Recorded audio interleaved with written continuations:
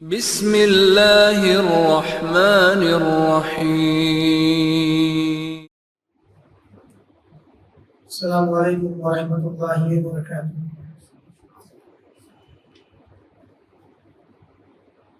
بسم اللہ الرحمن الرحیم۔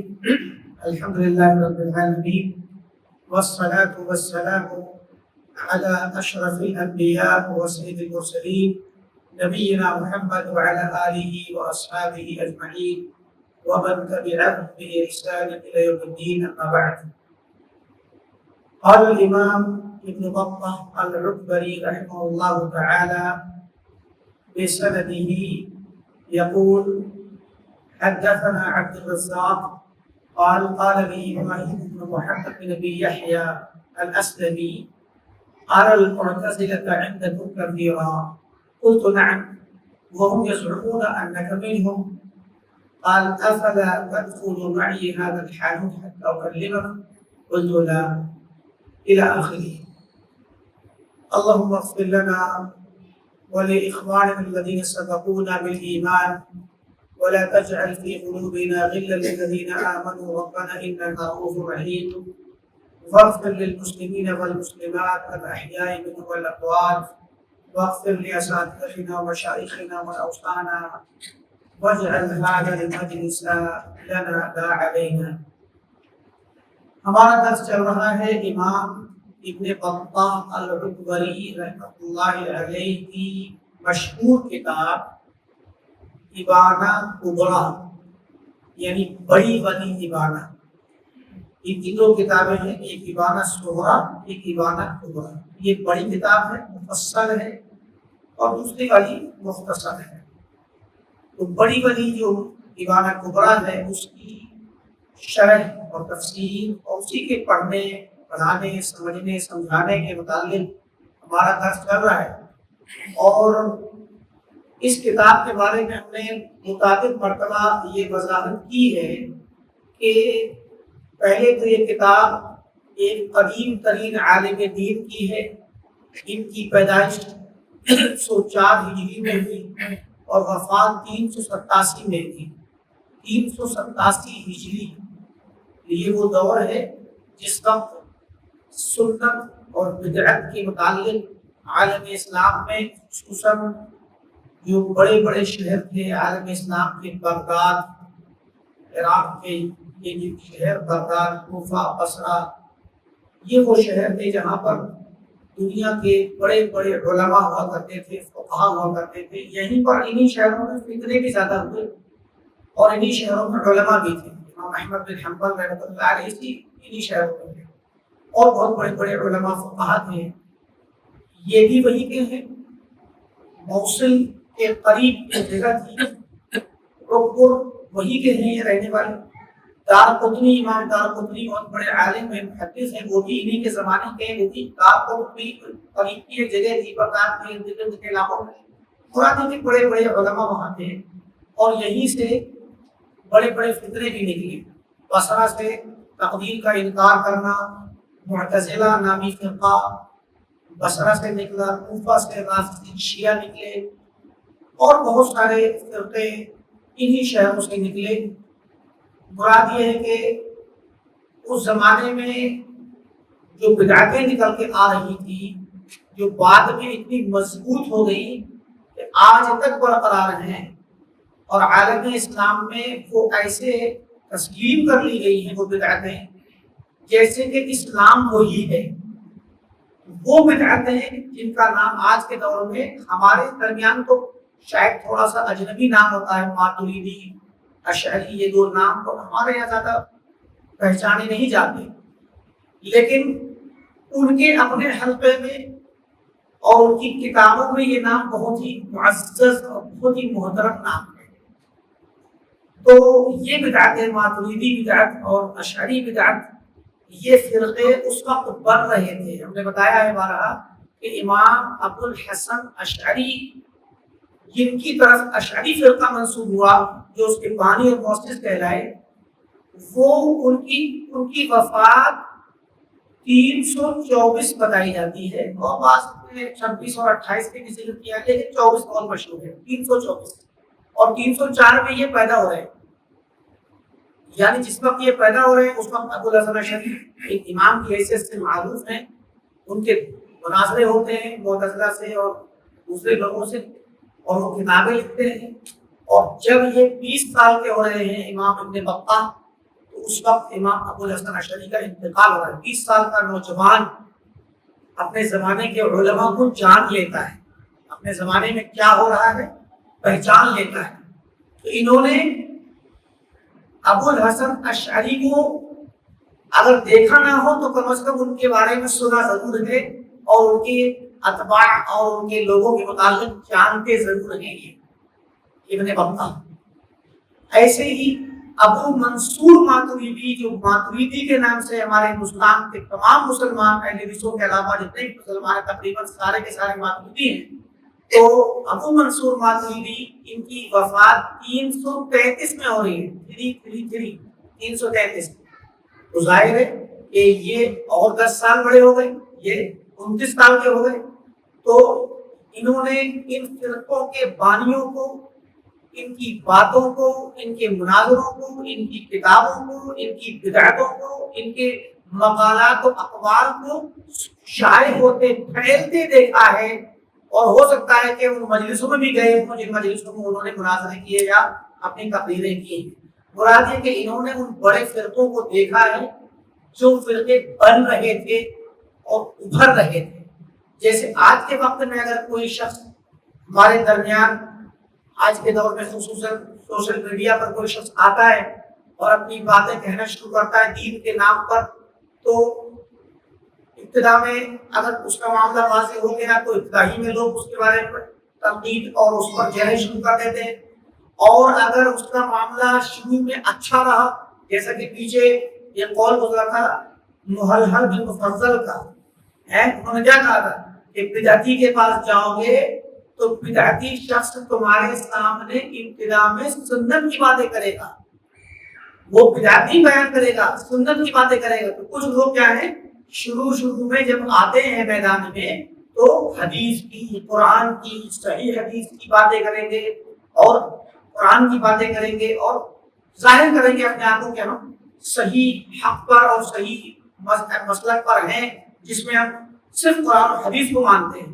تو ہمارے نوجوان جو قرآن و حدیث کا نام سن کر کے دیوانے ہو جاتے ہیں، وہ نوجوان کیا ہے ان کے پیچھے ہو لیتے ہیں۔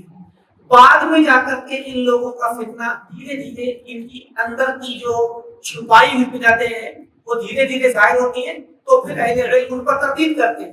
تو جس طرح آج ہم تردید کرنے لگتے ہیں، ہمارے علماء بیان کرنے لگتے ہیں کہ فلاں صاحب ایسے بولتے ہیں، ان کی یہ خامی ہے، ان میں یہ کمی ہے، یہ سلسلہ انہوں نے جب اپنا ماحول دیکھا ابن بطہ نے، تو انہوں نے بھی ان لوگوں کو پہچان کر کے ہی یہ کتاب لکھی ہے۔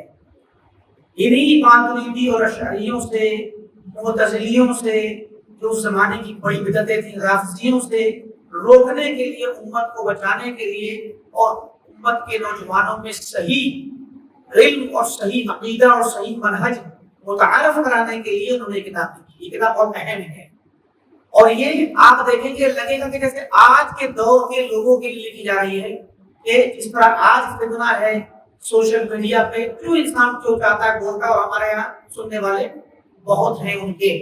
ہم آج اگر منع کرتے ہیں کہ فلاں کو مت سنو، فلاں کو مت سنو، فلاں شخص حدیث کا منکر ہے، فلاں صحابہ کی تقدیس کرتا ہے، فلاں واجب الوجود کا عقیدہ رکھتا ہے، فلاں تحریکی اور اخوانی مزاج ہے، اب جب یہ کہتے ہیں تو لوگ، بعض لوگ جو ہے ان چیزوں کو تھوڑا سا سمجھتے ہیں کہ یہ پتہ نہیں کیوں یہ لوگ تنقیدیں کرتے ہیں، اتنا اچھا دین کی بات بتا رہے ہیں، ان سے منع کر رہے ہیں، وہ تفسیر کر رہے ہیں فلاں صاحب قرآن کی، اور آپ تفسیر سننے سے روک رہے ہیں۔ تو یہ باتیں جو انسان ابن بطہ کی اس کتاب کو پڑھے گا یا سنے گا اور درس میں شریک ہوگا تو اندازہ کرے گا وہ کہ سلف نے اور اس زمانے کے علماء نے جب یہ بدعتیں ظاہر ہو رہی تھی ایسے ہی ڈرایا تھا، اسی طرح سے ڈراتے تھے عوام کو، نوجوانوں کو، بھولے بھاڑے لوگوں کو تنبیہ کرتے تھے، روکتے تھے چیزوں سے۔ تو دیکھیے یہاں پر ہمارا سلسلہ چل رہا تھا کہ ایسے ہی لوگوں کے ساتھ اٹھنے بیٹھنے سے منع کرنے کے لیے جو بات شروع ہوا تھا کہ التحذیر من صحبت قوم، ایسے لوگوں کی صحبت اختیار کرنے سے ڈرانا، یبرزون القلوب، جو دلوں کو بیمار کر دیتے ہیں. اب دل کو بیمار کیسے کریں گے؟ ظاہر ہے کہ شبہے ڈالیں گے، دین کی مسائل میں مسلمات میں شبہات پیدا کر دیں گے. صحابہ کے بارے میں وہ صحابہ کے بارے میں شبہات ڈال دیں گے. دین کے مسلمان عقائد نظام جو بڑے بڑے عقائد ہیں اللہ تعالیٰ کی ذات کے بارے میں اور فرشتوں کے بارے میں، نبیوں کے بارے میں، کتابوں کے بارے میں، تقدیر کے بارے میں، آخرت کے بارے میں کہیں نہ کہیں کوئی شبہ ڈال دیں گے. تو ایسے لوگوں کے پاس بیٹھنے سے منع کرنے کا باب اور ڈرانے کا باب ہے. تو یہاں پر بہت سی چیزیں گزر چکی تھی. اسی کے ضمن میں بات آ رہی ہے. عبد الرزاق صنعانی سے روایت نقل کر رہے ہیں اپنی اسناد سے. امام بن بطہ کہتے ہیں کہ مجھ سے ابراہیم بن محمد بن ابی یحییٰ اسلمی نے مجھ سے کہا کہ ارى المعتزلة عندكم كثيرا، میں دیکھتا ہوں کہ تمہارے یہاں معتزلہ جو ہے بہت زیادہ ہے. معتزلہ یہ وہ لوگ تھے جو تقدیر کا انکار کرتے تھے ایک طرف، دوسری طرف قرآن کریم کو مخلوق کہتے تھے، اللہ کی صفات کا انکار کرتے تھے، صفات کا انکار کرتے تھے اللہ تعالیٰ کی، اور یہی سب استوا کا انکار کرنا، ساری صفات کا انکار کرنا، عرش پہ ہونے کا انکار کرنا، یہ سب معتزلہ میں پایا گیا جہمیہ کی طرح. اور اسی طریقے سے معتزلہ مرتکب کبیرہ جو گناہ کا بڑا گناہ کر لے کوئی انسان، اگر کبیرہ گناہ کر لے، شراب، زنا، چوری وغیرہ وغیرہ کوئی کر بیٹھے، تو بڑے گناہ کرنے والے شخص کے بارے میں کہتے تھے کہ نہ یہ مومن ہے اور کافر. دنیا میں یہ ایمان کے باہر ہے جب تک توبہ نہ کرتے. گناہ کر دینے کی وجہ سے وہ ایمان سے نکل گیا مگر کفر میں نہیں گیا. یہ تھوڑا سا اپنا مسلک انہوں نے ہلکا کیا تھا خوارج کے مقابلے میں. خوارج کہتے تھے کہ جس نے کبیرہ گناہ کیا وہ اسلام سے نکل کر کافر ہو گئے، اسی کا مار دیجیے. تو خوارج اگر کسی کو دیکھ لیتے گناہ کرتے تو گردن مار دیتے. ایسا ہوتا خون حلال کر دیتے، فلاں بند کر دیتے، فلاں ایسی بات کہتا ہے، فلاں ایسا اعتقاد رکھتا ہے، اس کو مار دیا جائے. تو ملک میں، علاقے میں اور سارے عالم اسلام میں خوارج کی شر انگیزی، فتنہ انگیزی اتنی زیادہ ہو گئی تھی کہ گھر گھر میں قتل ہو جانا معمولی سی بات تھی. تو ان کی فتنے سے بچنے کے لیے دو طرح کے فرقے وجود میں آئے. ایک فرقہ مرجیہ کا اور دوسرا فرقہ معتزلہ کا. معتزلہ نے انہی کی طرح سے سوچ رکھتے تھے مگر تھوڑا سا ہلکا کر دیا. انہوں نے کہا کہ بھائی گناہ کرنے والا اسلام سے تو نکل جائے گا مگر کفر میں داخل نہیں ہوگا. تو اب کفر میں جب داخل نہیں ہوا تو ہم کافر نہیں کہیں گے اس کو دنیا کے اعتبار سے منافقوں کی طرح سے مانیں گے اور اس کو مسلمانوں کی طرح سے اس کے ساتھ معاملہ کریں گے. اور اگر بغیر توبہ کے مرا تو اللہ تعالیٰ کے یہاں وہ کافر ہوگا قیامت میں اور وہ جہنم میں رہے گا ہمیشہ ہمیشہ. خوارج کہتے تھے تھوڑا سا بڑھا کر کے اصل بات کہ اسلام سے نکل جائے گا کفر میں داخل ہو گیا، کیونکہ اسلام اور کفر دو ہی درجے ہیں. انہوں نے نیا درجہ اپنی طرف سے بنا لیا تھا اسلام اور کفر کے درمیان. تو وہ کہتے ہیں جو بندہ گناہ کر دے وہ کافر ہوگا، اسے گردن ماری جائے گی، اور اگر وہ ہمارے ہاتھ نہیں آیا اور بغیر توبہ کے مر گیا تو آخرت پہ اللہ کے یہاں کافر ہوگا اور اس کے لیے کوئی سفارش نہیں، ہمیشہ میں جہنم میں رہے گا. یہ دونوں کو آخرت کے بارے میں ایک ساتھ ہوتا ہے. تو یہ تھے معتزلہ. اور معتزلہ کے علاوہ دوسرا فرقہ تھا مرجیہ کا. انہوں نے دیکھا کہ بھائی معتزلہ اپنی اس بات سے کام نہیں چل رہا کیونکہ اسلام کے باہر تو یہ بھی اقرار دے رہے اور سماج کے اندر ابھی سکون نہیں آ رہا تھا. تو مرجیہ نے کیا کیا، غور و فکر کرنے کے بعد اندازہ یہ لگایا کہ عمل کر کے بندہ ارتکاب کرتا ہے کسی برائی کا، عمل ہوتا ہے. تو عمل کو اگر ایمان کے دائرے سے باہر کر دیا جائے، ایمان کیا چیز ہے؟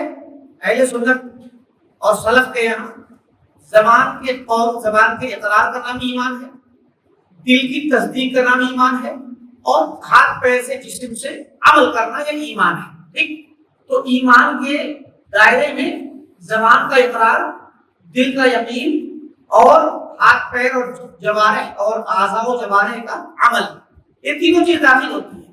جس بندے نے زبان سے کچھ کہا، دین کی بات، اللہ کی بات، ذکر کیا، قرآن پڑھا، کلمہ پڑھا، تو ہم کہیں گے اس نے ایمان کی بات کہی، ایمان والا کام کیا زبان سے. جس نے دل میں اللہ کی محبت رکھی، دل میں اللہ کا خوف رکھا، دل میں اللہ سے امیدیں رکھی، دل میں اللہ کے لیے اللہ پر توکل کیا، اللہ سے مدد مانگی، اللہ کا سے لو لگا کے رکھی دل کے اندر، تو ہم کہیں گے اس کے دل کے اندر ایمان ہے اور وہ دل سے اللہ تعالیٰ سے محبت کرتا ہے، یہ ایمان ہے۔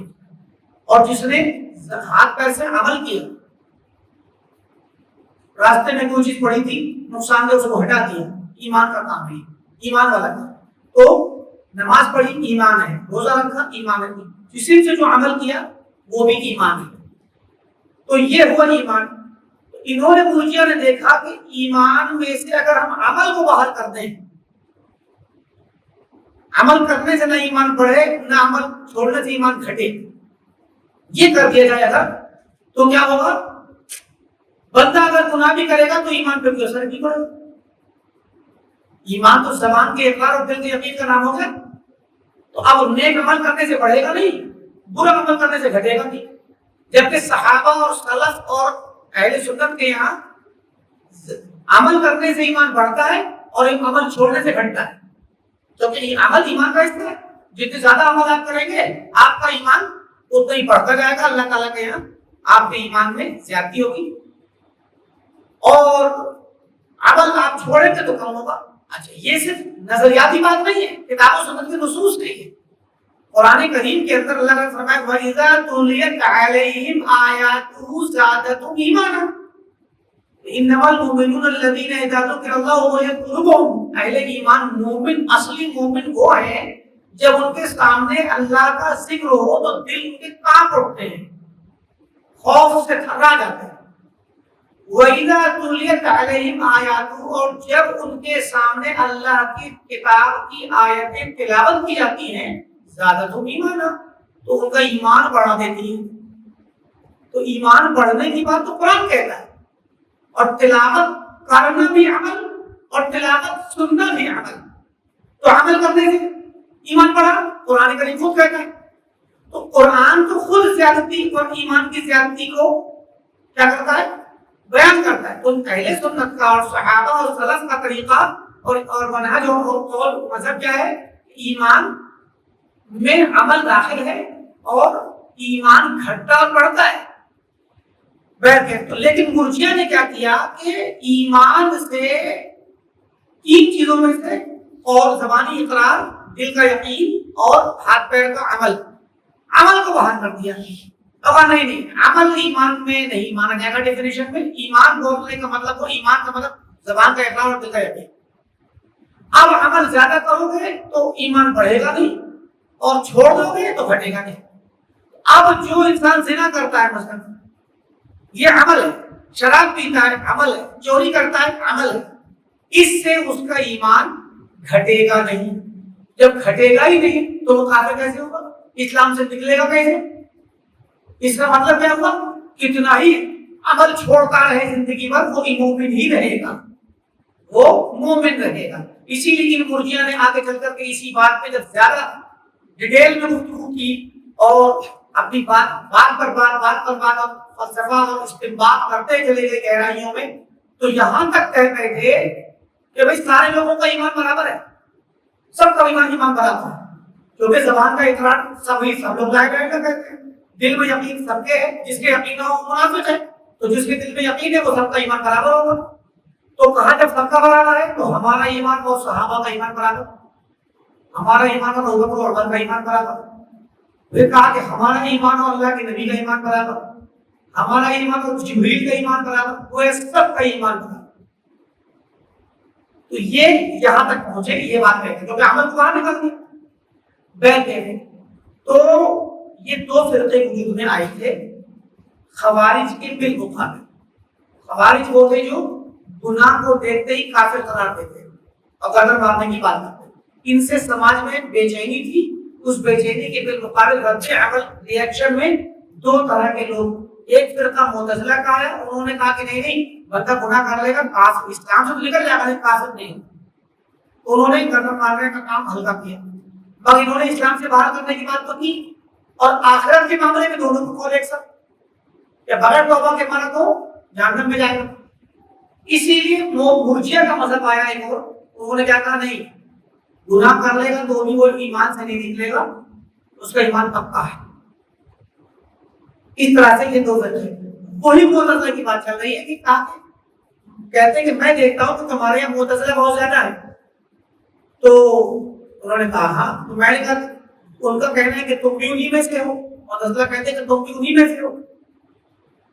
تو انہوں نے کہا کہ نہیں ایسا کرو میرے ساتھ اس دکان میں چلو, وہ دکان قریب میں نہیں ہوگی, میں تم سے بتاتا ہوں راستے میں کیا بتاؤں, دکان میں چلو وہی بتاتا ہوں میں. تو کہتے ہیں میں نے کہا کہ نہیں. عبدالرزاق نے کہا کہ میں نے کہا نہیں. تو انہوں نے کہا کیوں؟ تو عبدالرزاق کہتے ہیں کہ لین القلب ضعیف والدین لیس لمن قلب, دل ضعیف ہے, تم باتیں کرو گے کچھ کی کچھ, اور ظاہر ہے میں تمہاری بات سنوں گا, میرا دل ہر کسی کا کمزور ہے, اور تمہاری باتیں سنتے میرا دل ہو سکتا ہے تو میں مائل ہو جاؤں. اور دین اس کا نہیں جو غالب آ جائے, جو غالب آ جائے بات چیت میں مناظرے میں, تو دین اسی کا مانا جائے. ایسے نہیں, دین تو اللہ اس کے رسول کی بات کو کہتے ہیں. مناظرے میں غالب آ جانے والے کی بات کو مان لینا دین اگر ہوگا تب تو آدمی روزانہ اپنا دین بدلے گا. آج کسی سے مناظرہ کیا, وہ غالب آ گیا, اس کی بات مان لی, کل کو کسی اور سے مناظرہ کیا, وہ غالب آ گیا, اس کی بات ماننی پڑے. تو مناظرے سے دین نہیں بدلنا چاہیے. مناظرے سے نہ ہی اپنے دین کی سچائی اور دین کی حقانیت کی بنیاد مناظرے پہ رکھنی چاہیے, اور نہ ہی مناظرہ کرنا چاہیے. اور اگر کبھی کسی سے کوئی بحث ہو بھی جائے تو اس کی بنیاد پر آپ دین بدل دیں گے, یہ صحیح نہیں. کیونکہ دین تو مناظرے سے نہیں ہوتا, دین تو بڑی بڑی چیزوں سے بدلتا ہے.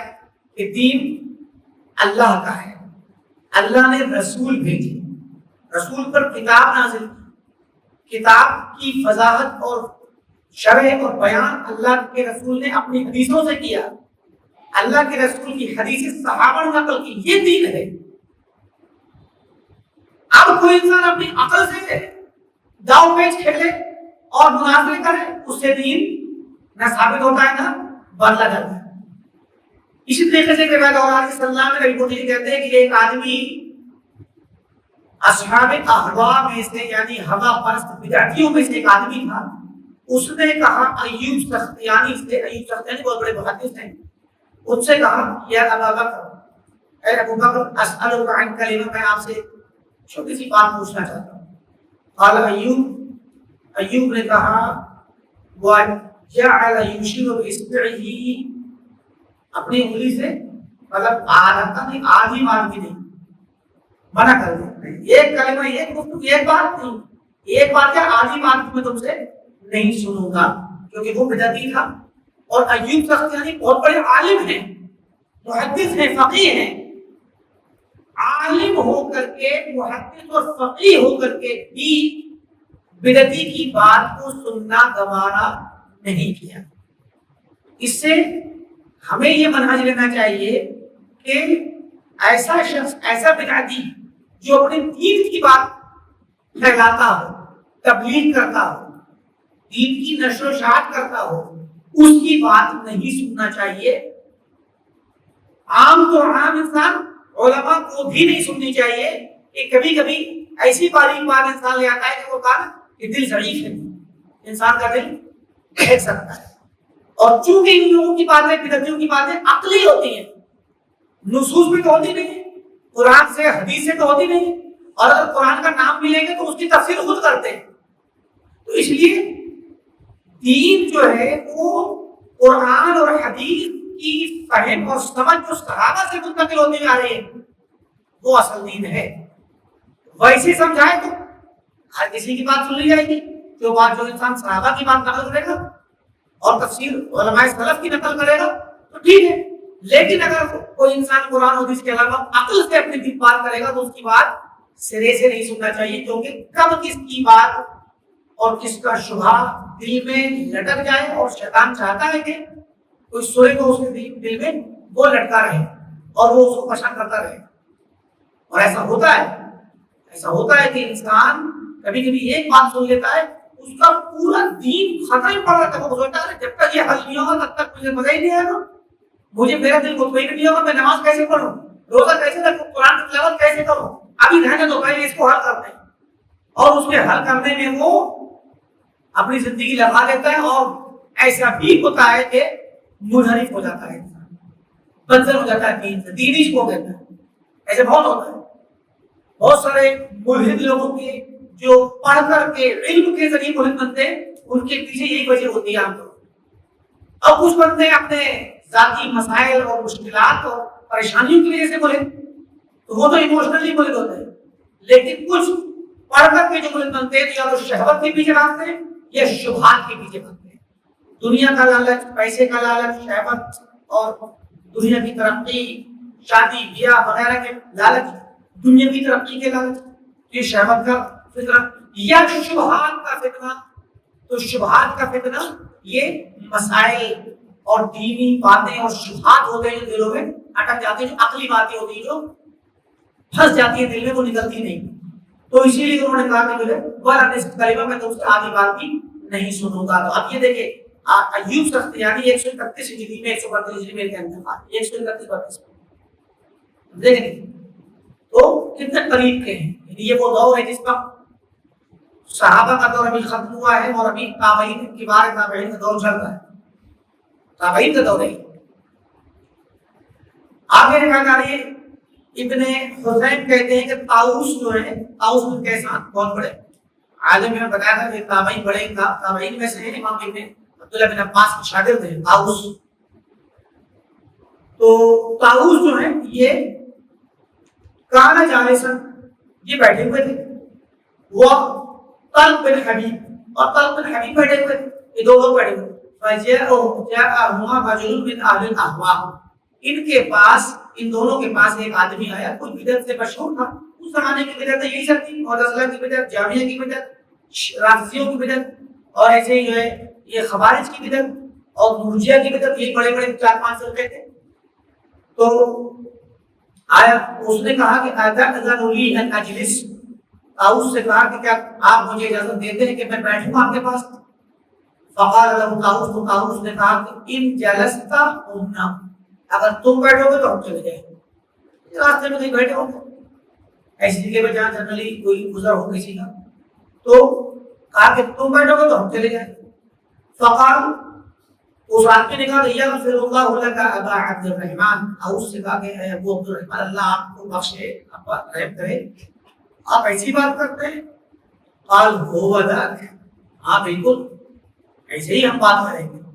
ان جلست واللہ قمنا، اگر تم لوگ بیٹھو تو اللہ کی قسم ہم اٹھ جائیں گے، ہم نہیں بیٹھیں گے. فانصرف رجل، تو پھر وہ آدمی چلا گیا.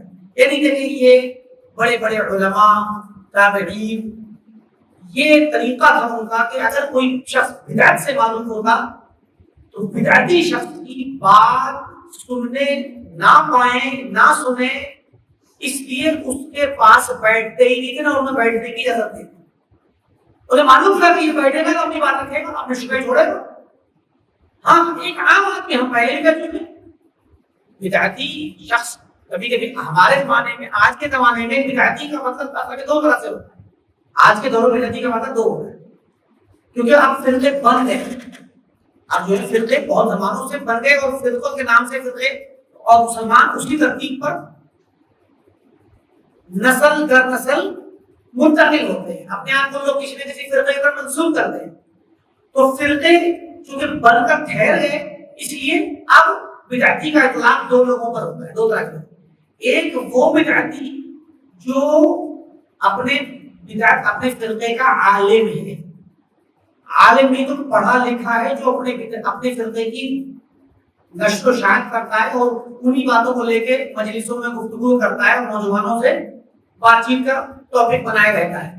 ایک تو وہ شخص ہوگا، اس میں عالم بھی داخل ہے اور پڑھے لکھے وہ لوگ جو اپنے مذہب کی باتیں، مسئلے مسائل کی باتیں کرتے ہیں.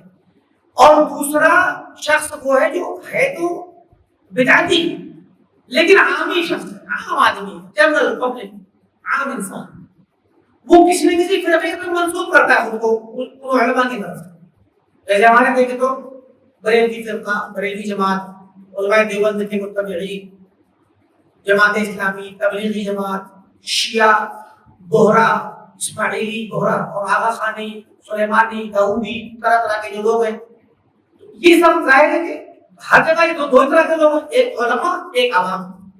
تو عوام کے میں جو لوگ ہوتے ہیں وہ جنرلی ان کا کام دینی چیزوں سے ہوتا نہیں ہے، وہ سنتے ہیں عمل کرتے ہیں. بس باقی اپنے دنیا میں لگے رہتے ہیں۔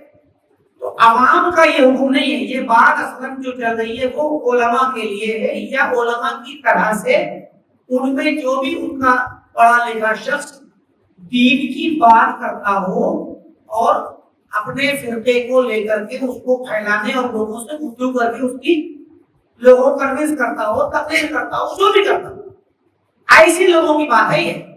ورنہ عام انسان تو عام ہے، آپ اس کے پاس بیٹھے ہیں، ضرورت کے لیے انسان ضرورتیں ہوتی ہیں، لین دین ہوتا ہے، خرید و فروخت۔ آپ مارکیٹ میں جائیں گے تو یہ پوچھتے پہلے کہ آپ کون سے فرقے کے ہو، تو نہایت ہی غیر معقول بات ہے۔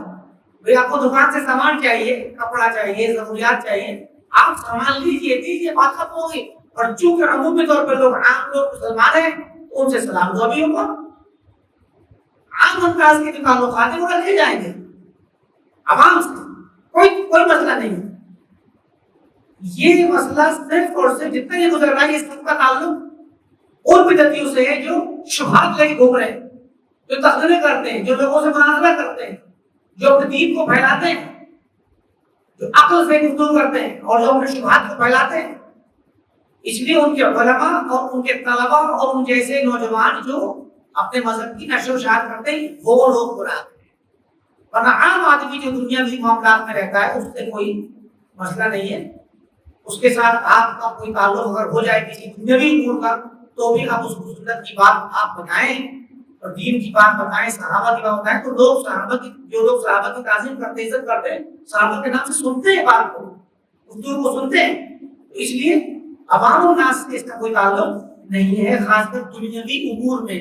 ہاں اگر عوام الناس میں سے کوئی شخص ایسا ہو جو آپ سے لین دین خرید و فروخت بھی کرے اور اپنے مذہب کی تبلیغ کرے تو پھر آپ اس کو وہیں روک دیں اور اسے دین کی بات کو بند کر دیں، تاکہ دنیاوی معاملات کا لین دین آپ کر سکتے ہیں، کوئی اچھی بات نہیں۔ ایسے ہی آگے بات علیہ السلام میں نبی مطیع کہتے ہیں کہ ہم بیٹھے ہوئے تھے مسجد حرام میں، کننا جلوسا فی المسجد الحرام، مکہ میں۔ سلام بن ابی مطیع کہتے ہیں ومعنا ایوب، ہمارے ساتھ ایوب بن ابی تمیمہ سختیانی، ایوب سختیانی تھے۔ فاقبل ابو حنیفہ، تو کہیں سے امام ابو حنیفہ آ رہے تھے ہماری طرف۔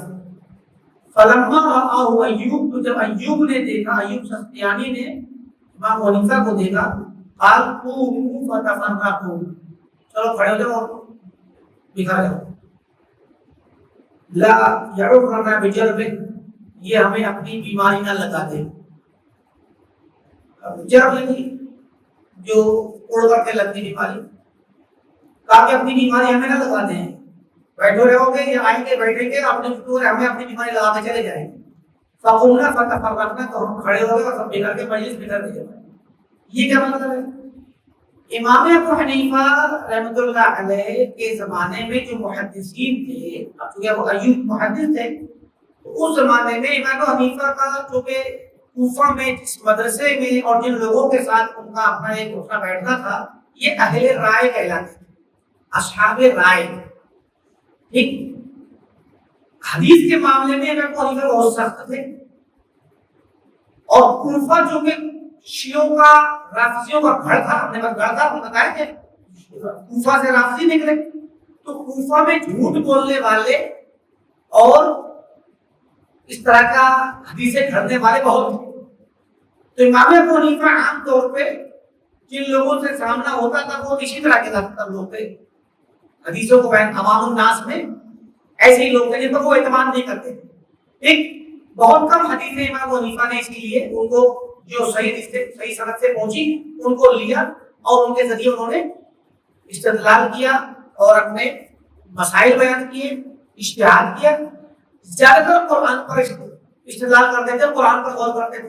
تو فقہ کے جتنے مسائل تھے امام ابو حنیفہ کے، یہ لوگ عقل سے قیاس ادا کرتے تھے، ارائیتا کے الفاظ میں قیاس کرتے تھے، اور اہل رائے کہلاتے تھے، جو ظاہر قیاس کے ذریعے عقل سے انسان اپنے رائے ہی دے سکتا ہے۔ قرآن کی آیت دیکھے گا، چند حدیثیں ان کے پاس زیادہ تر لوگ معتبر نہیں ہے وہاں، اسی لیے وہ حدیثوں پر زیادہ اعتبار ہی نہیں کرتے تھے۔ اس لیے یہ لوگ جو ہیں امام ابو حنیفہ اور ان کی جو جماعت تھی، یہ اہل رائے کے نام سے مشہور تھے. تو ان کے زمانے میں جو محدثین تھے وہ ان پر سخت رویہ رکھتے تھے کہ بھئی تم کو اگر اپنوں پر اعتماد نہیں ہے ہم سے لے لو حدیث. تو میں کہ یہ ایک اپنا ایک ہی زمانے کے دو لوگ ہوتے ہیں تو ایک دوسرے پہ اعتماد کم ہوتا ہے. اسی لیے اہل الحدیث جو تھے وہ تھوڑا سخت معاملہ کرتے تھے کہ یہ لوگ اہل رائے ہیں, ان کے پاس نہ بیٹھو. فقہ کے معاملے میں یہ رائے دیں گے اور ہم حدیث والے لوگ ہیں, اور یہ عقل سے رائے دیں گے, عقل کی بات. جب آپ کے پاس حدیث نہیں ہوگی یا قرآن کی آیت نہیں ہوگی تو عقل کی بات تو ان کی بہت مضبوط ہوتی ہے. اسی لیے کہا کہ اپنی بیماری ہمیں لگا دیں گے, ہٹ جاؤ یہاں سے, بھاگ جاؤ. یعنی یہ عقل کی باتیں کریں گے اور اپنے رائے والے مسلک کو ہمارے درمیان پھیلائیں گے. تو بہتر یہ ان کے زمانے کے لوگوں کا یہ رویہ تھا, اس کی سختی انہوں نے یہاں پر کی.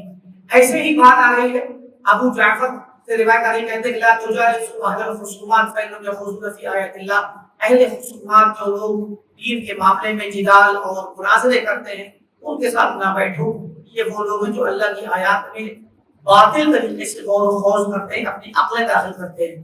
آگے روایت آ رہی ہے عمرو بن میمون سے, وہ کہتے ہیں کہ ایاکم وہذہ الزعانف.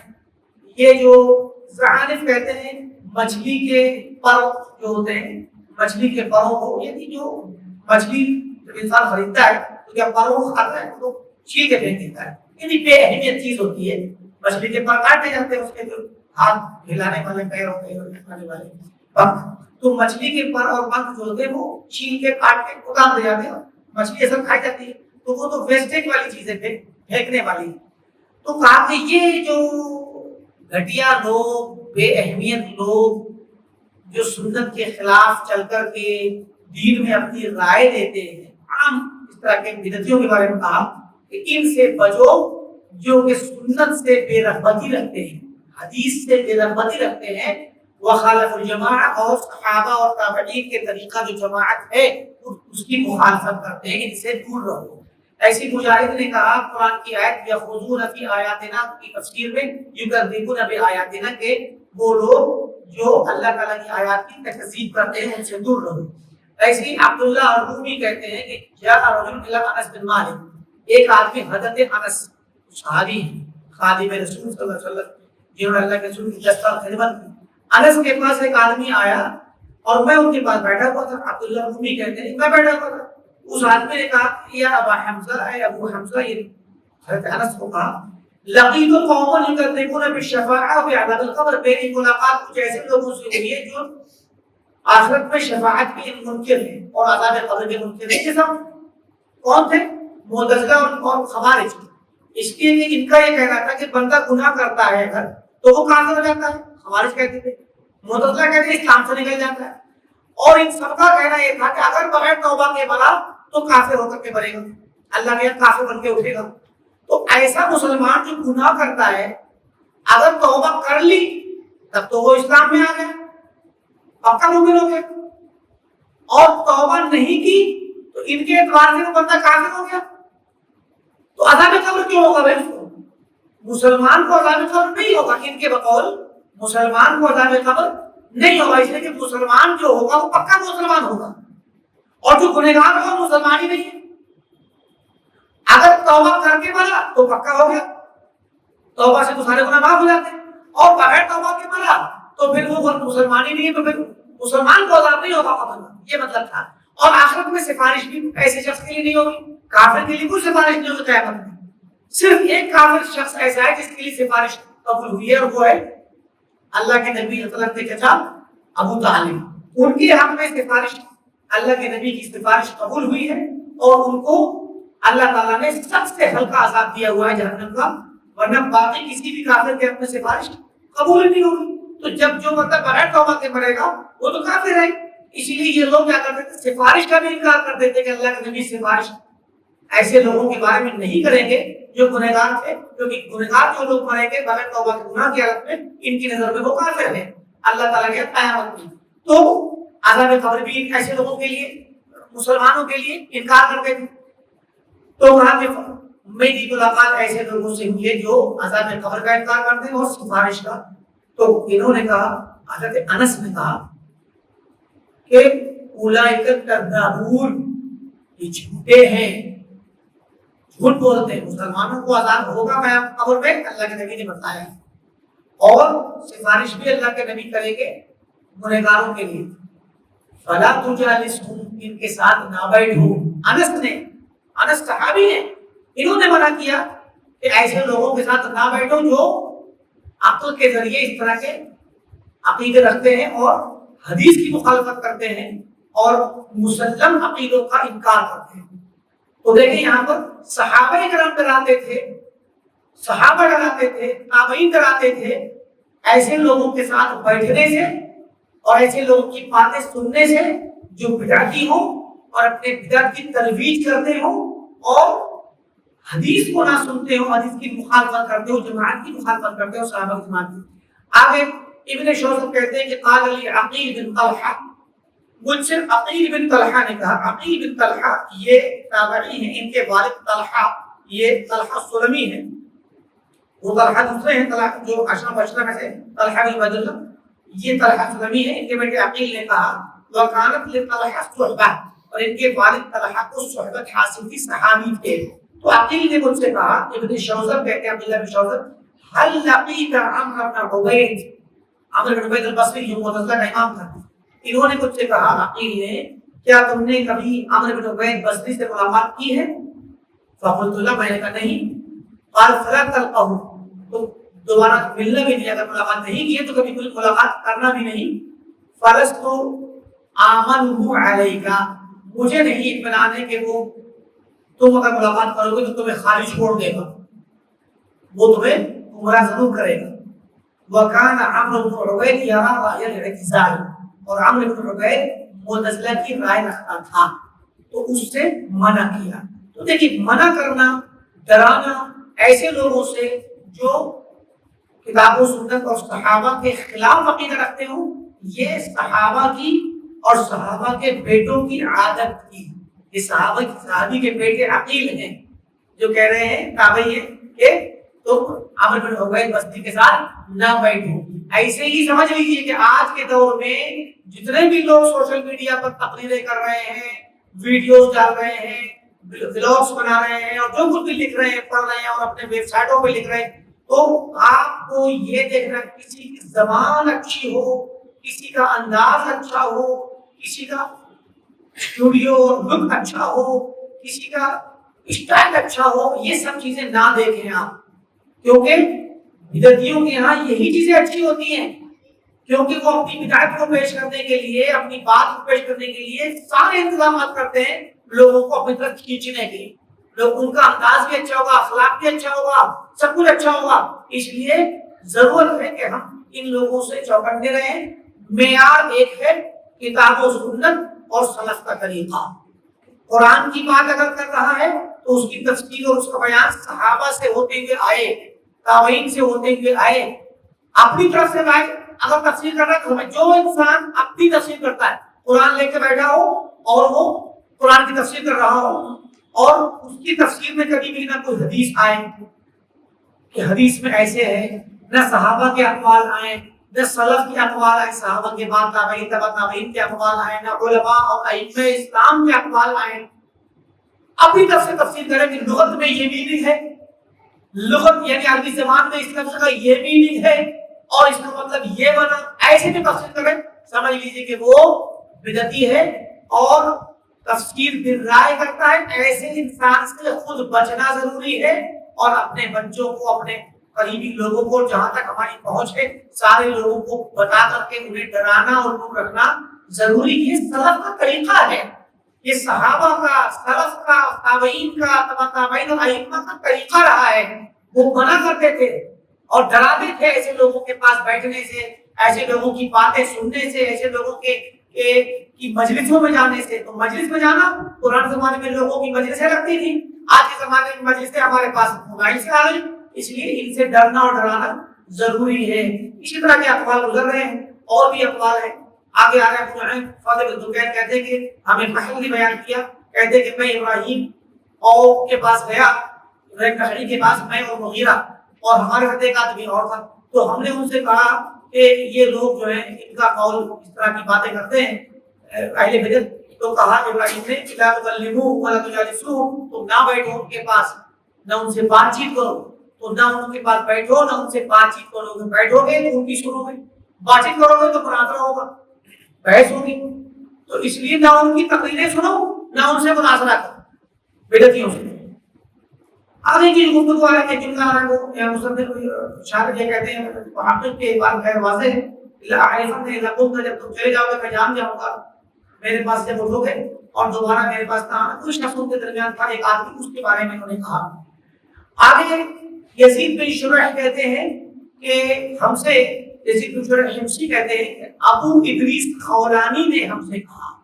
ابو ادریس خولانی یہ کبار تابعین میں سے، ابو ادریس خولانی عائض بن عبداللہ ان کا نام ہے، اور یہ 8 ہجری میں پیدا ہوئے۔ ابھی اللہ کے رسول زندہ تھے لیکن اللہ کے رسول کو دیکھ نہیں پائے، ٹھیک، اور ان کی وفات 80 میں ہوئی، 72 سال کی عمر میں، 8 میں پیدا ہوئے اور 80 میں انتقال ہوا۔ ابو ادریس خولانی تو بڑے کبار تابعین میں سے ہیں، اللہ کے نبی کا قول پایا ہے لیکن آپ کو دیکھا نہیں، اور اپنے زمانے کے بہت بڑے عالم تھے ابو ادریس خولانی، تابعین میں سے، کبار تابعین میں سے۔ زمانے نبوت پایا ہے بھائی، پیدا ہو گئے 2 سال 3 سال کے جب اللہ کے نبی کا انتقال ہوا، 11 ہجری میں انتقال ہوا نا اللہ کے نبی کا، تو زمانے نبوت کو پایا ہے، پیدائش 3 سال کے تھے۔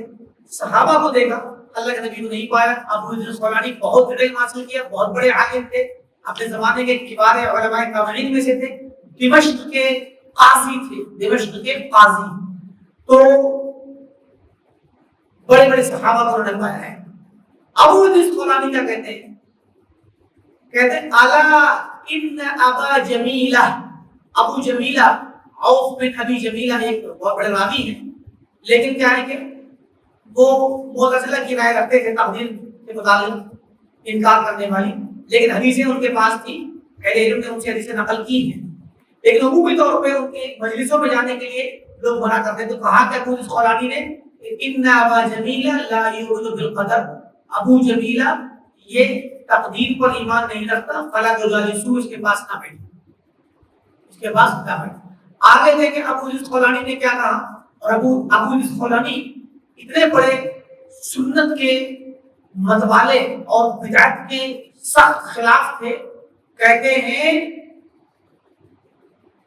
ابو ادریس خولانی کا جملہ مشہور ہے، کہتے ہیں کہ لا اسمع فی ناحیۃ المسجد بنار تحرق، اگر میں یہ سنوں مجھے کوئی کہے آ کر کے کہ مسجد کے ایک کونے میں کہیں کنارے، مسجد کے ایک حصے میں کہیں کونے میں آگ لگ گئی ہے جو مسجد کو جلا رہی ہے، آگ لگ گئی اور بھڑک رہی ہے، مسجد جل رہی، میں اگر یہ سنوں تو یہ سننا مجھے گوارا ہے، زیادہ پسند ہے اس سے کہ میں سنوں کہ کہیں پر بدعت کھڑی ہو گئی ہے، بدعت لوگوں کے درمیان پھیل رہی ہے، لیس لہا مغیر، اور اس بدعت کو بدلنے والا کوئی نہیں۔ یعنی اگر شہر کے اندر بدعت پھیل رہی ہے اور بدعت کے خلاف بولنے والا کوئی نہیں ہے تو اللہ کی قسم میں جاؤں گا اس بدعت کو روکنے کے لیے، چاہے مسجد میں آگ لگی ہو اور مجھے پتہ چل جائے کہ مسجد جل رہی ہے، میں مسجد کی پرواہ نہیں کروں گا، میں بدعت کو روکنے جاؤں گا۔ ابو ادریس خولانی کا طریقہ دیکھیں آپ، یہ کبار تابعین میں سے ہیں۔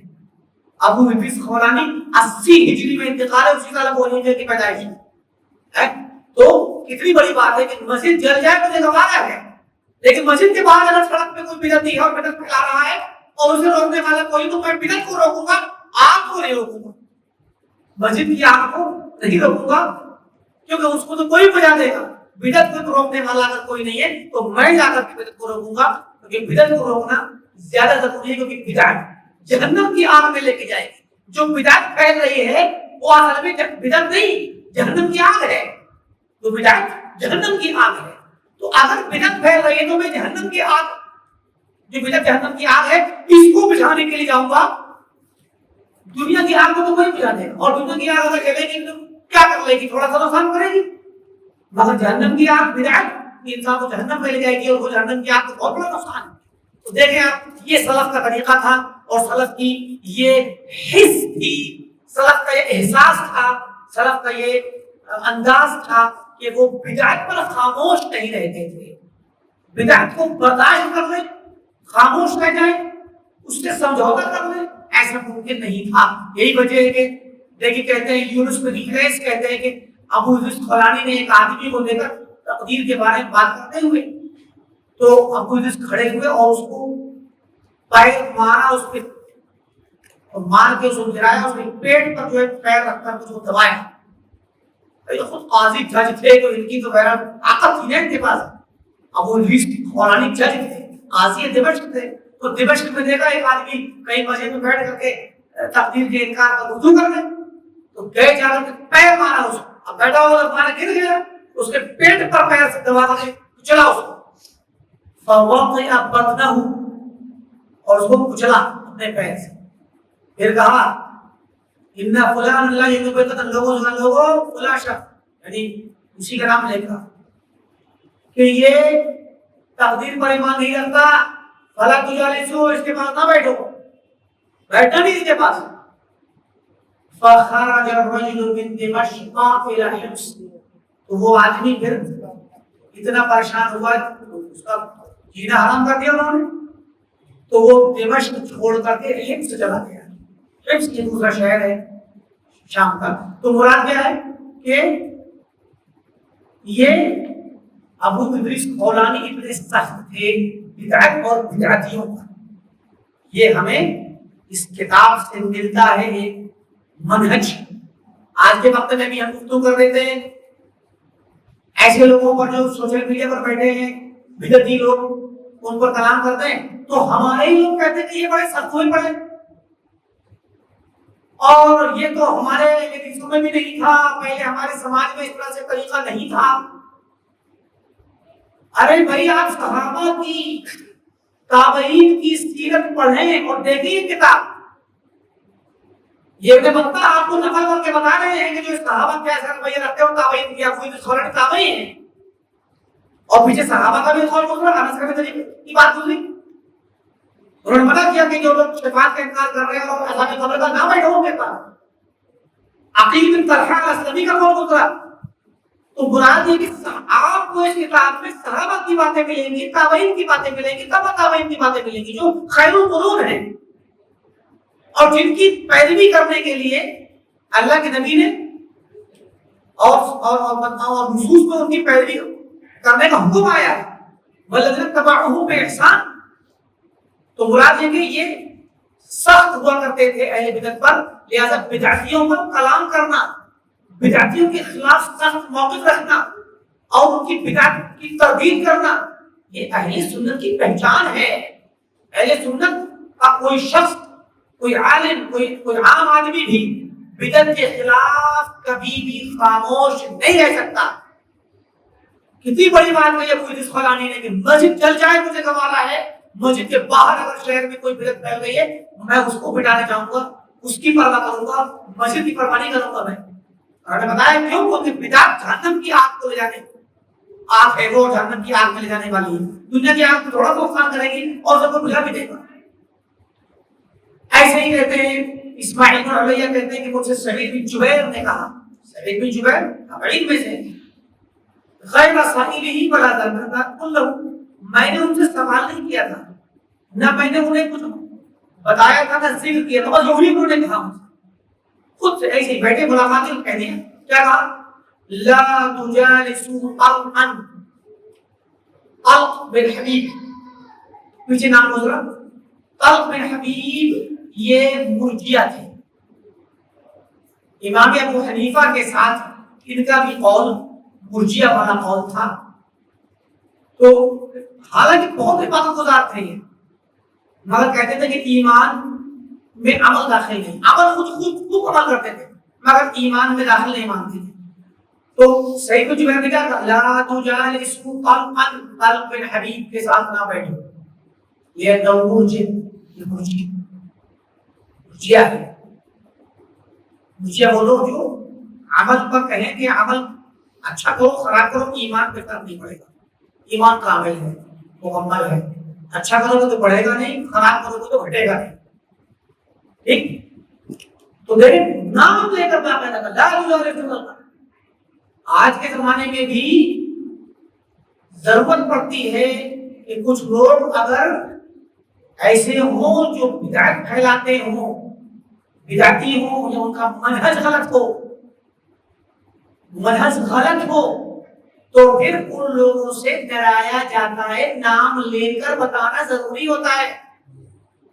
فلاں شخص کی بات نہ سنو، وہ اس کے پاس بدعت، لأنه مرجئ، وہ مرجئہ ہے، اس کے پاس بدعت ہے، لہٰذا اس کو کوئی نیا طریقہ نہ سمجھا جائے، اور اس کو کوئی بذات خود ایک بدعت نہ سمجھی جائے کہ آپ لوگ جو ہے گفتگو کرتے ہیں کہ لوگوں سے ڈراتے ہیں، نام لیتے ہیں کہ وہ فلاں کی نہ سنو پائے، ہم تو ہمیں یہ کہا گیا کہ بھائی خذ ما صفا ودع ما قدر، اچھی چیز جہاں بھی ملے لے لو اور خراب چیز چھوڑ دو، اچھی چیز لے لو کسی کی زبانی ملے اور خراب چیز چھوڑ دو۔ تو خذ ما صفا ودع ما قدر، یہ اصول انتہا درجے کا باطل اصول ہے، باطل اصول ہے یہ۔ بھائی ایک عام آدمی کیسے پتہ لگائے گا کہ یہ جو شخص گفتگو کر رہا ہے اس کی باتوں میں کون سی بات صحیح کون سی بات غلط ہے؟ ٹاپک اگر ایسا ہو کہ جس میں سے کوئی بات بھی اس عام آدمی کی پہلے کی سنے ہوئے مطالعے میں سے اور سنی ہوئی معلومات میں سے ہے ہی نہیں، بالکل نئی باتیں ہیں، تو کیسے پتہ لگائیں گے آپ کے کون سی بات صحیح کون سی بات غلط ہے؟ آپ کو سب بات صحیح لگے گی۔ مفصل میں محالات کیا کہتے ہیں کہ جو ہے ایسے لوگ پہلے سنت کی باتیں نہیں کریں گے، حدیث کی باتیں کریں گے۔ آپ دیکھ لیجیے محمد علی مرزا نے شروع میں کیا کیا، اہل حدیثوں کے ساتھ اہل حدیثوں کی خوب تعریف کی، حدیث کی باتیں کی، صحابہ کی باتیں اور خوب تعظیم کی اور خوب اچھی اچھی باتیں کی، حدیث کی اور اہل حدیثوں کو خوب اچھا اتنا سراہا کہ لوگوں نے اس کو اپنا ہیرو سمجھ لیا۔ اور اس کے بعد میں دھیرے دھیرے بہت چھوٹی چھوٹی باتوں کو اس نے لا کر کے انکار کرنا شروع کیا اور صحابہ کی شان میں تک گستاخی کر بیٹھا اور صحابہ کو کیا کچھ کہا، اس نے گالیاں تک دی اور برا بھلا کہا اور تکفیر تک کر ڈالی، اور صحابہ کو کہا کہ ہم ہو گئے آپ کے زمانے میں معاویہ کے لوگ اب آپ کے خلاف تلوار لے کھڑے ہوئے۔ تو مراد کیا ہے، یہ لوگ کوئی بھی شخص جب آتا ہے تو ابتدا میں پہلے ہی مرتبہ ڈائریکٹ باطل بیان نہیں کرتا، تو یہ کہنا کہ اچھی لے لو اور خراب چھوڑ دو، ارے بھائی ایک عام آدمی نوجوان شخص جو دین کے بارے میں کچھ نہیں جانتا وہ کیسے پتہ لگائے گا کہ جو ہے اس کی اچھی بات کون سی غلط بات؟ لہٰذا یہ اصول غلط ہے، سیدھی سی بات ہے، اچھے لوگوں سے لو برے لوگوں سے نہ لو، سنت والوں سے لو بدعت والوں سے نہ لو، صحیح منہج والوں سے لو خراب منہج والوں سے نہ لو، یہ اصول ہے۔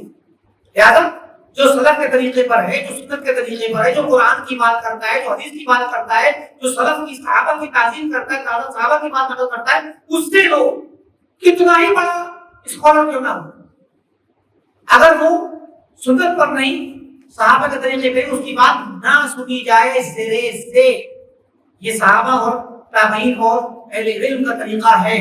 آگے کہتے ہیں سلیمان بن مغیرہ میں نے سئل ابو حمزہ سے کہتے ہیں کہ شعبی سے پوچھا گیا، امام شعبی عامر بن شراحیل الشعبی، ان سے پوچھا گیا کوئی مسئلہ، تو اس مسئلے کے بعد انہوں نے کہا کہ لا تجالس اصحاب القیاس، دیکھیے آپ بات ہے، قیاس والوں کے پاس نہ بیٹھو، جو عقل سے فتوے دیتے ہیں، جو عقل سے فتوے دیتے ہیں ان کے پاس نہ بیٹھو۔ یہ صاحب نے فتویٰ دیا کورونا کے دنوں میں برادر نے کہ بھائی جو لوگ کورونا کے دنوں میں جب وہ لاک ڈاؤن لگا ہوا تھا، کہا کہ جو لوگ سامان پہنچا رہے ہیں گاڑیوں پر کورونا کے لاک ڈاؤن میں اور غلہ وغیرہ ادھر ادھر گاڑیاں جا رہی ہیں پہنچا رہے ہیں، یہ خطرے میں ہیں، اور ان لوگوں کے لیے روزہ اگر نہ رکھے تو ان کی رخصت ہے۔ عقل سے پتہ نہیں کہاں سے انہوں نے قیاس کر لیا۔ ایک مسافر ہے، کوئی کسی دوسرے شہر سے آ رہا ہے، لمبا سفر کر کے آ رہا ہے تب تو ٹھیک ہے کہ مسافر کا حکم ہے، نہ مسافر ہے نہ مریض ہے، دو ہی لوگوں کو رخصت ہے روزہ چھوڑنے کی۔ رمضان کا جو لگا ہوا تھا نا لاک ڈاؤن، تو کہا کہ جو لوگ بھی جیسے دودھ پہنچانے والی گاڑیاں آ رہی ہیں شہر میں، اور آٹا چاول بہت سارے جو روزمرہ کے کھانے پینے کے سامان سبزی پھل وغیرہ، تو جو لوگ گاڑیوں سے سامان منتقل کر رہے ہیں وہ روزہ نہ رکھیں تو ان کے لیے رخصت ہے۔ تو بلا کسی قید اور تفصیل کے اگر آپ کہیں تو یہ باطل فتویٰ ہے۔ ہاں آپ یہ کہہ سکتے ہیں کہ جو لوگ شہر اتنے لمبے دور سفر سے آ رہے ہیں، کسی شہر میں جا رہے ہیں جس میں وہ مسافر شمار ہو، تو مسافر کو تو پورا روزہ چھوڑنے کی رخصت پہلے سے موجود ہے۔ لیکن بغیر یہ کہے آپ یہ کہیں کہ نا ایسے لوگوں کے لیے روزہ چھوڑنے کی روزہ تو یہ باطل اور غلط ناجائز فتویٰ ہے، تو اس طرح سے دیکھیں عقل سے قیاس سے پتہ نہیں کہاں سے عقل سے فیصلہ کر دیا اور جو ہے یہ فتویٰ خوب مشہور ہو۔ تو مراد نے کہا کہ امام شافعی نے لا تجالس اصحاب القیاس، قیاس والوں کے پاس نہ بیٹھا کرو، فتحل حراما وتحرم حلالا، کیوں اگر عقل والوں کے پاس بیٹھو قیاس والوں کے تو تم حرام کو حلال کر بیٹھو گے اور حلال کو حرام کر بیٹھو گے، حرام کو حلال اور حلال کو حرام کر بیٹھو گے۔ دیکھیے جو واجب تھی اس کو اس نے چھوڑوا دیا تو حرام کو حلال کرا دیا، کیونکہ روزہ بغیر کسی عذر کے روزہ چھوڑنا حرام ہے اور اس نے اس کو حلال کر دیا، سمجھے کہ نہیں؟ تو اس طریقے سے ایسے ہی زبرخان بن عبداللہ زبری کہتے ہیں کہ مجھے منع کیا ابو وائل شقیق بن سلمہ اسدی نے منع کیا اور کہا کہ لا انجالس اصحاب ارائیت، جو لوگ ارائیت کہتے ہیں کہ کیا خیال ہے آپ کا، آج کل بہت سارے سوال کرتے ہیں لوگ، اگر ایسا ہو تو اگر والے سوال اگر ایسا ہو جائے تو کیا خیال ہے آپ کا، کیا مطلب ہوگا، کیا رائے ہے آپ کی، تو آپ کی رائے کیا ہے، آپ کیا کہتے ہیں اس مسئلے میں اگر ایسا ہو جائے، اس طرح سے سوالات لوگ قیاس والے عقل والے کیا کرتے تھے، تو ان کے پاس بیٹھنے سے منع کیا۔ کہتے مجھے شقیق بن سلمہ نے کہا کہ لا تجالس اصحاب ارائیت، ایسے ہی ابراہیم نخعی نے کہا لا تجالس بنی فلان، بنو فلان کو قبیلہ تھا وہاں پر وہ لوگ جو ہے مطلب کیا تھے اس طرح کے بدعتی تھے، تو کہا کہ فإنهم کذابون، وہ تکذیب کرنے والے کذاب جھٹلانے والے ہیں حدیثوں کو اور دین کو۔ فروا بن یحییٰ کہتے ہیں کہ وہ عبد الکریم خصیف کے پاس بیٹھتے تھے تو ان کی مجلس میں سالم افطس آیا، سالم بن عجلان الافطس، تو سالم بن عجلان الافطس آیا عراق سے، یہ بھی طلق بن حبیب کی طرح مرجیہ میں سے تھا۔ سالم بن عجلان الافطس، طلق بن حبیب، حماد بن سلیمان، امام ابو حنیفہ، زر بن حبیش، یہ 5-6 لوگ تھے جو مرجیۃ الفقہاء کہلاتے تھے، عراق کے کوفہ کے وہ مرجیات جو فقہاء میں سے تھے، ان کا مرجیہ ہونا سب سے ہلکے درجے کا ہے، ورنہ ان کے علاوہ بہت سارے مرجیہ کے فرقے دیکھے جو بڑے ہی خبیث قسم کے فرقے تھے، بہت خراب قسم کے، جو کہتے تھے کہ ایمان کے ساتھ کتنا ہی گناہ کر لو کوئی نقصان نہیں ہوگا، جیسے کفر کی حالت میں جتنی نہیں کرو کوئی فائدہ نہیں، کفر کی حالت میں کوئی نماز پڑھے، کفر کی حالت میں صدقہ کرے کوئی فائدہ ہے اس کو، جب تک کلمہ نہیں پڑھے گا اقرار نہیں کرے گا اسلام میں کوئی فائدہ ہے؟ تو جس وقت کافر نیکیاں کرے تو فائدہ نہیں، تو وہ دوسرے فرقے کہتے تھے کہ مومن گناہ کرے تو کوئی نقصان نہیں، کتنے ہی گناہ کرو، اس طرح کی باتیں کر۔ تو یہ جو مرجئۃ الفقہاء تھے یہ ہلکے والے مرجئہ تھے جو اہل سنت کے بہت قریب تھے، تو انہی میں سے یہ سالم افطس ہیں، طلق بن حبیب ہیں، زر بن حبیش ہیں، اور حماد بن سلیمان امام ابو حنیفہ کے استاد، اور امام ابو حنیفہ جو، تو یہ 4-5 لوگ جو تھے بڑے بڑے لوگ ہیں جو علماء اور فقہاء تھے۔ تو سالم افطس بھی انہی میں سے، سالم افطس آئے فتکلم بشیء من الرجا، تو کچھ ارجا والی بات کہی اسی مجلس میں، عبد الکریم خصیف کی مجلس میں، فقاموا عن مجلسهم، تو سارے کے سارے اپنی مجلس چھوڑ کر کے چلے گئے۔ قال ربما رأيته جالسا وحده، کہتے کہ میں نے دیکھا، ربما کبھی کبھی میں نے دیکھا کہ وہ تنہا بیٹھے رہتے تھے سالم افطس اس مجلس میں، اور کوئی بھی ان کے پاس نہیں ہوتا تھا۔ یہ طریقہ تھا اہل علم کا، اہل سنت کا، ان کے عوام کا، ان کے طلبا کا، کہ اگر کوئی بدعتی دکھتا اور وہ اپنی بدعت پھیلاتا فوراً چھوڑ کے بھاگ جاتے تھے اس کو، اس کے پاس اس کی باتیں سننا گوارا نہیں کرتے تھے۔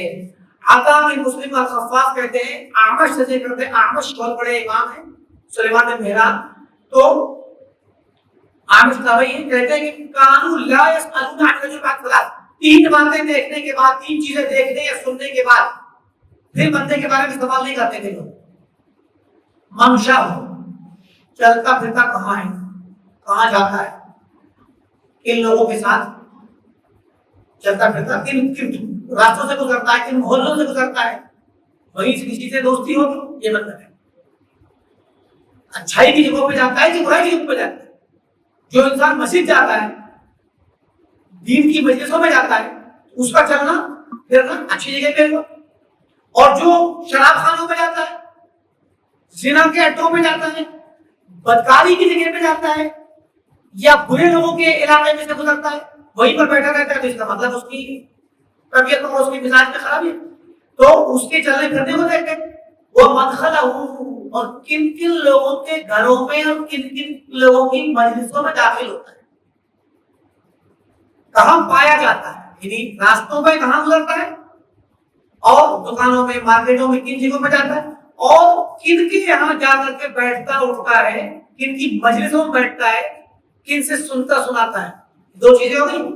اور تیسرا الفہو من الناس، اور الفہو من الناس، اور کون کون سے لوگوں سے اس کی دوستی ہے اور الفت ہے، کس کس انسان سے دوستی اور الفت ہے. یہ تین باتیں جس کے بارے میں پتہ چل جاتی، پھر آپ مزید سوال نہیں کرتے تھے کہ یہ آدمی کیسا ہے، کیونکہ ضرورت ہی نہیں رہتی اس کے بارے میں کچھ نہیں کہ پتہ چل، اسی سے اس کا مزید پتہ چل جائے گا. اسی لیے آگے نقل کر رہے ہیں امام اوزاعی سے، امام اوزاعی کی روایت نقل کر رہے ہیں، کان یقول من ستر عنا بدعته، جس نے ہم سے اپنی بدعت کو چھپا لیا ہے. کوئی کبھی کبھی کوئی انسان بدعت چھپا لیتا ہے، واضح نہیں کرتا. لم تخفى علينا الفته، تو ہمارے اوپر اس کی الفت اور محبت مخفی نہیں رہ سکتی کہ کن سے الفت رکھتا ہے، کن سے دوستی رکھتا ہے، کن سے محبت ہے، کون اس کے دوست ہیں، وہ نہیں چھپیں گے. بدعت تو چھپا لے جائے گا لیکن اس کی دوستی نہیں چھپے گی. ایسے ہی کہتے ہیں کہ ابو بکر بروزی کہتے ہیں کہ وہ خطاب الباہلی نے کہا کہ اس سے پہلے یحییٰ بن سعید القطان کو سنا کہ لما قدم سفیان الثوری البصرہ، سفیان ثوری بصرہ آئے. سفیان ثوری کوفہ کے تھے، 161 ہجری میں انتقال ہے، امام ہیں، بہت بڑے عالم فقیہ ہیں، محدث ہیں. سفیان ثوری بصرہ آئے. جب بصرہ آئے تو بصرہ میں ایک آدمی تھا ربیع بن صبیح السعدی، ربیع بن صبیح السعدی. تو اس کے معاملے میں لوگ انہوں نے غور کرنا شروع کیا. وہاں بہت بڑے مشہور شخص ہے، سنا، دیکھا، پتہ لگایا اس کے بارے میں. وقدر عند الناس، اور لوگوں میں اس کی کیا قدر و منزلت ہے، کیا مقام ہے اس کا، عالم مانا جاتا ہے، لوگوں کو درس دیتا ہے، تقریر کرتا ہے. سأل أي شيء مذهب، کہا کہ پوچھا کہ اس کا مذہب اور طریقہ کیا ہے. قالوا مذہب ہو یا سنت، یہ ربیع بن صبیح اس کا مذہب تو سنت والا ہی ہے، اہل سنت کے مذہب پر ہے. تو اس کے بعد کہا کہ من بطانتہ، اس کے خاص خاص دوست کون ہیں. بطانہ کہتے ہیں بالکل جگری دوست. کہا کہ من بطانتہ، اس کے خاص جگری دوست کون ہیں. قالوا، تو لوگوں نے کہا کہ اہل القدر. بصرہ میں معتزلہ اور تقدیر کے منکر بہت تھے. بصرہ میں تقدیر کے منکر اور معتزلہ تھے، اور کوفہ میں شیعہ اور خوارج تھے. تو کہا کہ اس کے جگری دوست تقدیر کے منکر لوگ ہیں، جو بھی اس کے دوست ہیں وہ تقدیر کا انکار کرتے ہیں. قال هو قدری، کہا کہ یہ بھی تقدیر کے منکروں میں شمار ہوگا، قدری ہوگا، اس کو بھی قدری کہا جائے گا، یہ قدری ہے. گرچہ تمہارے سامنے سنت کے مذہب کی نمائش کرتا ہے اور دکھاوا کرتا ہے کہ میں سنت پر ہوں، صحابہ اور سلف کے منہج پر ہوں، گرچہ تمہارے سامنے دکھاوا کرتا ہے، لیکن نہیں، دوست چونکہ اس کے اہل اعتزال اور اہل تقدیر کا انکار کرنے والے قدریہ ہیں، لہذا یہ بھی قدری ہے. کیونکہ آدمی اپنے دوستوں کے ہی مذہب پر ہوتا ہے. المرء علی دین خلیلہ، یہ بات دوسری ہماری کی کتاب کے اندر امام آل الشیخ امام بندہ کہتے ہیں رحمت اللہ علی سفیان الثوری، اللہ کی رحمت ہو سفیان ثوری پر. لقد نطق بالحکمہ، اللہ کی قسم یقیناً انہوں نے حکمت کی بات کی، حکمت سے بولے. فصدقا، سچ بولے، حکمت سے بولے اور سچ بولے. وقال بعلم، علم سے بات کی انہوں نے.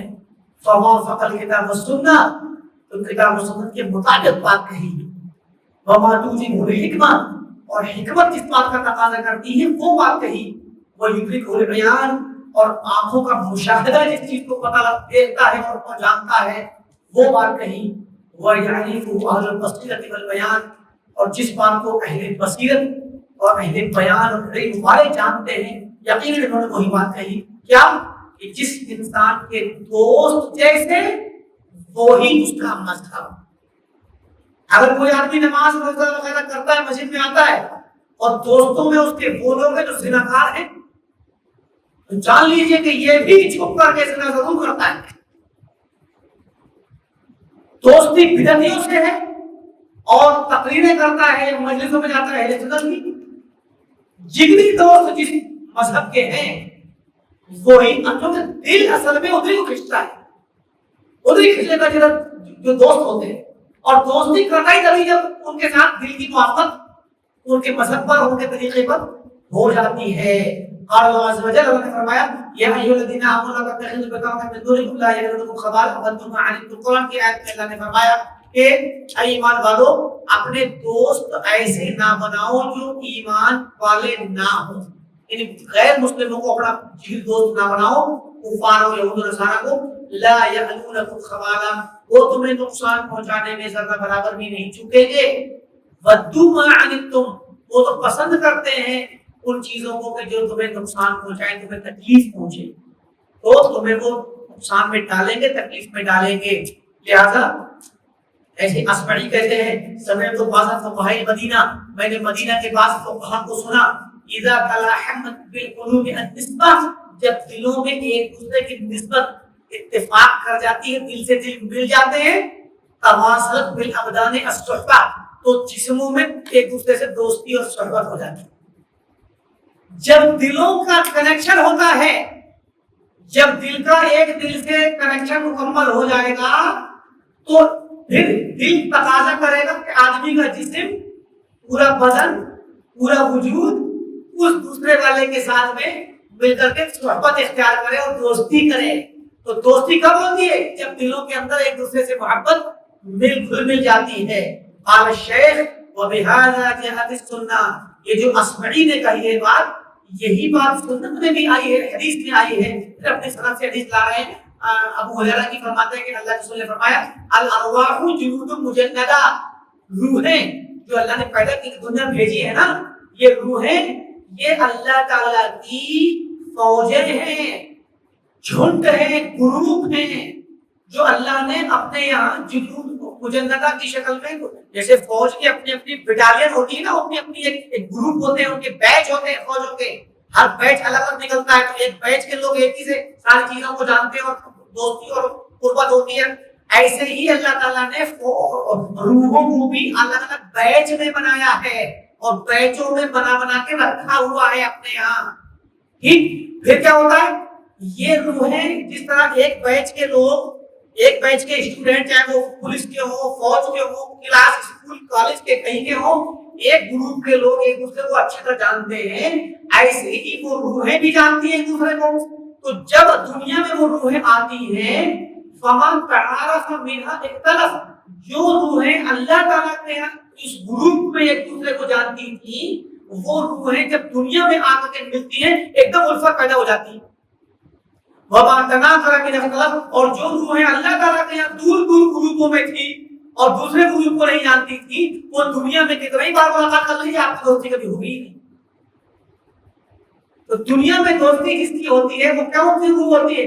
تو اللہ تعالیٰ کے یہاں ایک ہی گروپ میں، ایک ہی چھوٹے میں بیٹھی ہوئی تھی، رکھی گئی تھی۔ پہلے اس طرح کی روایتیں آگے آ رہی ہیں اور مزید آئیں گی انشاءاللہ، آگے بڑھ کر اس کو ذات کریں گے۔ اسی پہ اتفاق کرتے ہیں، اللہ رب العالمین سے دعا ہے کہ اللہ تعالیٰ آپ تمام کو دین کی صحیح سمجھ عطا فرمائے اور عقیدہ سلف اور کتاب و سنت کو سمجھنے کی توفیق دے، اور ہمیں سنت پر قائم رکھے، صحابہ کے طریقے پر، سلف کے طریقے پر قائم رکھے، بدعت سے اور اہل بدعت سے دور رکھے، جب تک دنیا میں رہیں دین اسلام پر رہیں، جب ہمارا خاتمہ ہو تو توحید پر، ایمان پر ہو۔ وآخر دعوانا الحمد للہ رب العالمین، والسلام علیکم ورحمۃ اللہ وبرکاتہ۔